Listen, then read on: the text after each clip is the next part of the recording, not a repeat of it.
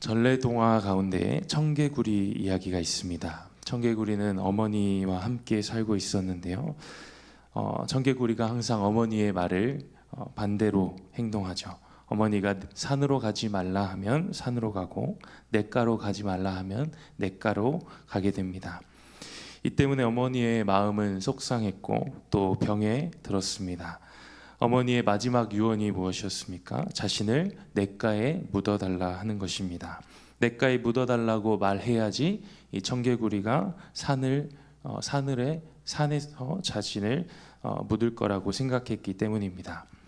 그런데 어머니가 죽고 청개구리가 자신의 잘못을 뉘우치며 자신의 행동을 후회하고 반성합니다. 그래서 어머니의 말씀을 따르고자 결국 어머니의 유언대로 냇가에 무덤을 만들게 되는 거죠.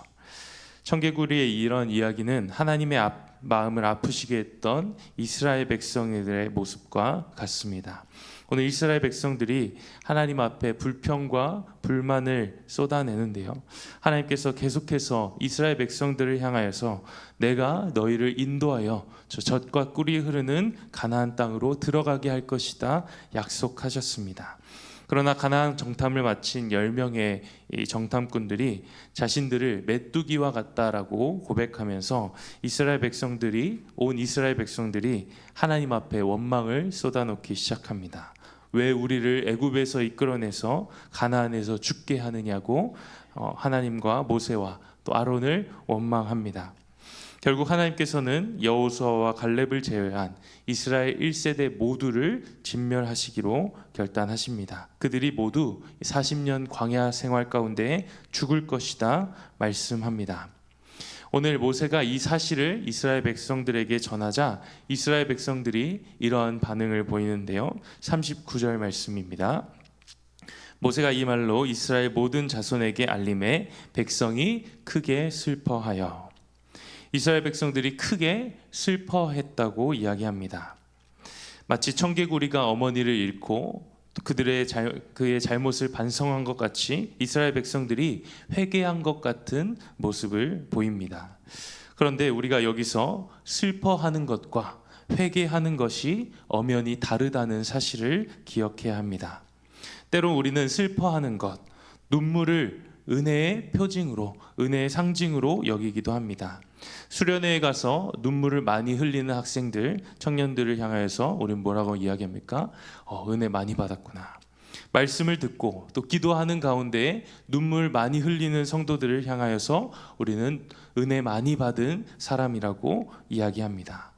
물론 은혜의 자리 가운데 통곡하고 또 회개하는 가운데 눈물이 있기 마련입니다. 그러나 눈물을 흘렸다고 해서 곧 회개했다는 것으로 볼 수 없다는 것입니다. 왜냐하면 우리의 감정 또 우리의 마음은 너무나도 악하기 때문입니다. 이혼 숙녀 캠프라는 프로그램이 있는데요. 이혼을 원하는 부부가 아직 이혼하지 않은 부부가 나와서 상담을 받고 또 심리극을 통해서 여러 활동들을 통하여서 이혼을 다시 고려할 수 있게끔 그들의 부부의 관계가 더 좋아지게끔 할 수 있는 프로그램입니다.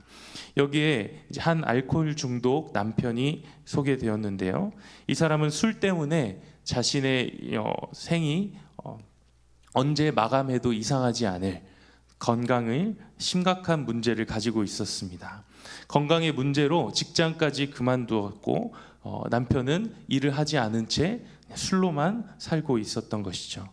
남편의 하루 일과를 살펴보니까 잠자고 술 먹고 또 일어나서 술 먹고 또 자고 이 생활이 계속 반복되는 것입니다. 삶의 의욕도 없고 또 가정을 전혀 돌보지도 않습니다.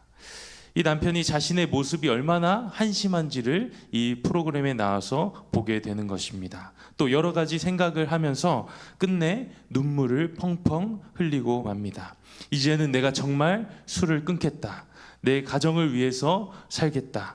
이렇게 다짐합니다. 그리고 이를 지켜보는 아내도 또 그 자리에 함께 있는 많은 사람들도 감동을 받습니다. 야, 이제는 진짜 희망이 있겠구나. 이 사람 할 수 있을 거야. 그런데 그렇게 다짐한 지 몇 시간도 지나지 않아 바로 그날 밤 이 사람이 몰래 술을 마시는 장면을 봅니다. 몇 시간 전에 흘렸던 눈물이 무색해지는 것입니다. 이처럼 회개는 단순히 슬퍼하는 것, 눈물을 흘리는 것이 아닙니다. 회개는 돌아서는 것입니다. 자신의 죄악을 깊이 깨닫고 슬퍼하며 하나님께로, 예수 그리스도께로 돌아서는 것을 회개라고 이야기합니다. 오늘 이스라엘 백성들은 크게 슬퍼하여 옵니다. 자신들의 죄를 지었음을 하나님 앞에 고백합니다. 40절 말씀에 아침에 일찍이 일어나 산꼭대기로 올라가며 이르되 보소서 우리가 여기 있나이다. 우리가 여호와께서 허락하신 곳으로 올라가리니 우리가 범죄하였음이니라. 자신들이 잘못했다고 이야기하는데요. 다시 말씀을 보시면 이들의 행동이 모순되었다는 사실을 볼 수 있습니다.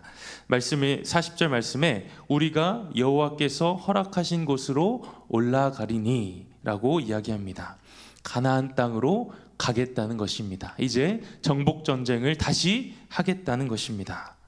그런데 이것은 하나님께서 원하시는 바가 아니었다는 것입니다. 하나님의 뜻은 이스라엘 백성들이 이제 돌이켜서 광야로 다시 돌아가는 것이었습니다. 25절 말씀에 하나님께서 이렇게 말씀하십니다. 아말렉인과 가나안인이 골짜기에 거주하나니 너희는 내일 돌이켜 홍해 길을 따라 광야로 돌아갈지니라.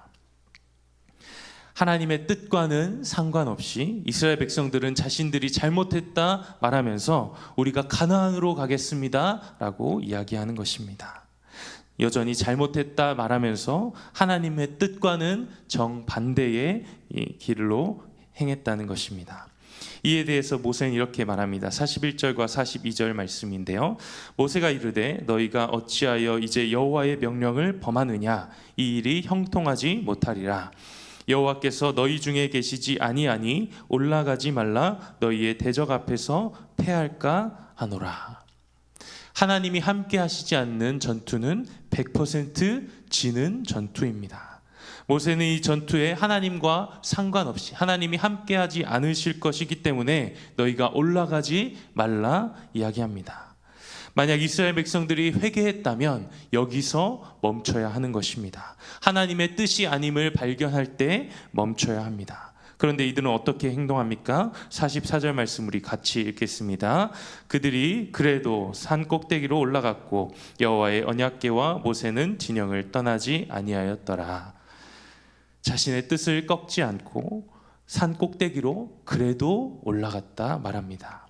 여기서 이 그래도라는 말은 감히 뭐뭐했다라는 뜻입니다. 하나님의 뜻이 아니었음을 들었음에도 이스라엘 백성들은 감히 하나님의 말씀을 무시하고 가나안 땅으로 올라갔다는 것입니다.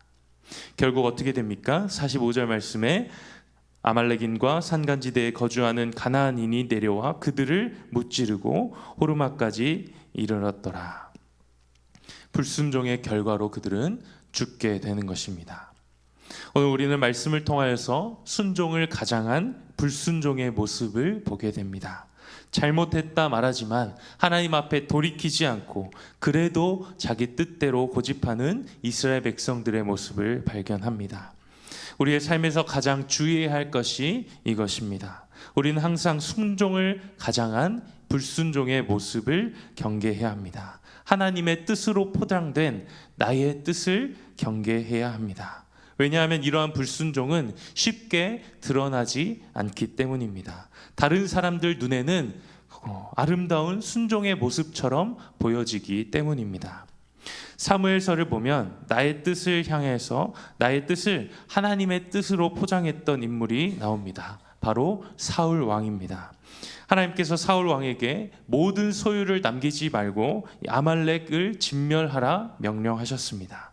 그러나 사울은 아말렉 왕을 살려두고 살찐 양과 소를 살려두었습니다. 그리고 하는 변명이 무엇입니까? 하나님께 제사하기 위해 이것들을 남겨두었다 말합니다. 자신의 뜻을 하나님의 뜻으로 포장한 불순종을 가장한 불순종의 모습을 보여줍니다. 이런 사울을 향하여서 사무엘 선지자가 이렇게 책망합니다. 사무엘상 15장 22절 말씀입니다. 함께 읽겠습니다. 사무엘이 이르되 여호와께서 번제와 다른 제사를 그의 목소리를 청종하는 것을 좋아하심같이 좋아하시겠나이까. 순종이 제사보다 낫고 듣는 것이 수량의 기름보다 나으니. 아멘. 제사라는 행위, 예배라는 형식도 매우 중요하지만 하나님께서 하나님의 말씀에 순종하는 것을 기뻐하신다 말씀합니다. 반면 사울과 대조되는 인물이 있죠. 다윗입니다. 다윗은 하나님의 마음에 합한 자라고 성경은 말합니다. 자신의 뜻보다 하나님의 뜻을 생각했던 자입니다. 그렇다고 다윗이 모든 순간에 완벽하게 죄를 짓지 않은 것은 아닙니다. 다윗 또한 범죄했고 어쩌면 사울보다 더 큰, 더 중한 죄를 범했습니다. 그러나 다윗은 나단 선지자가 그의 죄를 책망할 때에 하나님 앞에 돌이켜 엎드려 회개합니다. 자신의 죄를 깨닫고 슬퍼하며 하나님께로 돌이켰습니다. 나의 뜻을 내세우기보다 하나님의 뜻을 헤아리고 하나님의 마음을 헤아렸던 사람입니다. 그가 밧세바 사건 이후에 하나님께 회개하는데요, 이렇게 고백합니다. 시편 51편 16절과 17절입니다. 주께서는 제사를 기뻐하지 아니하시나니 그렇지 아니하면 내가 드렸을 것이라. 주는 번제를 기뻐하지 아니하시나이다. 하나님께서 구하는 제사는 상한 심령이라. 하나님이여 상하고 통회하는 마음을 주께서 멸시하지 아니하시리이다. 아멘. 하나님께서 원하시는 그것은 어떠한 변명도 아니고 제사를 드리는 행위가 아니고 눈물로 흘리는 것이 아니라 상한 심령, 깨어지고 짓눌려버린, 뭉개져버린 자신의 연약한 마음을 그대로 하나님 앞에 드리는 것임을, 하나님 앞에 나아가는 진정한 회개임을 고백합니다. 성도 여러분, 우리의 삶은 어떻습니까? 어느덧 우리의 삶에 회개가 너무나도 익숙해지고 당연해지며 때로는 이건 어쩔 수 없이, 이건 하나님도 날 이해해 주실 거야 이야기하면서 자신을 합리화시키는 회개가 우리 가운데 있진 않습니까?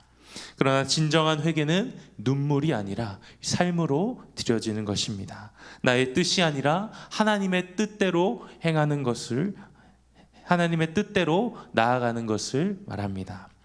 오늘 하루에도 우리는 수많은 죄를 지으며 살아갈 것입니다. 그러나 이스라엘 백성들과 같이 죄에 둔감하여 그래도 자신의 뜻대로 여전히 살아가는 것이 아니라 다윗과 같이 죄를 미워하고 하나님의 마음을 알고 상하고 통회하는 그 마음을, 심령을 하나님 앞에 드리며 기도하며 나아갈 수 있는 우리의 삶이 되기를 소망합니다. 그럴 때 우리를 사랑하사 십자가에서 우리의 모든 죄를 정결케 하신 예수 그리스도의 은혜를 경험하며 살아가는 모든 성도님들 되시기를 소망합니다. 우리 함께 히브리서 4장 16절을 읽고 말씀을 마치겠습니다. 시작. 그러므로 우리는 긍휼하심을 받고 때를 따라 돕는 은혜를 얻기 위하여 은혜의 보좌 앞에 담대히 나아갈 것이니라. 아멘. 함께 기도하겠습니다. 하나님 아버지, 오늘도 우리를 말씀의 자리로 이끌어 주심에 감사합니다. 얼마나 많은 순간 하나님의 뜻이 아닌 나의 뜻으로 살아갔습니까? 마치 이것이 하나님의 뜻인 듯 나의 뜻을 고집하며 살아왔던 우리의 지난 날들을 용서하여 주시옵소서. 이제는 죄를 미워하고 하나님이 기뻐하시는 뜻대로 살아갈 수 있는 우리의 삶이 되게 하여 주시옵소서. 오늘 우리의 삶에서도 여전히 우리는 죄를 지으며 살아갑니다. 그러나 상하고 통회하는 마음으로 주님 앞에 나아가게 하여 주시고 우리를 사랑하사 죽기까지 순종하신 그 십자가의 은혜를 붙들며 은혜의 보좌 앞으로 담대히 나아가는 우리의 삶이 되게 하여 주시옵소서. 예수님의 이름으로 기도합니다. 아멘.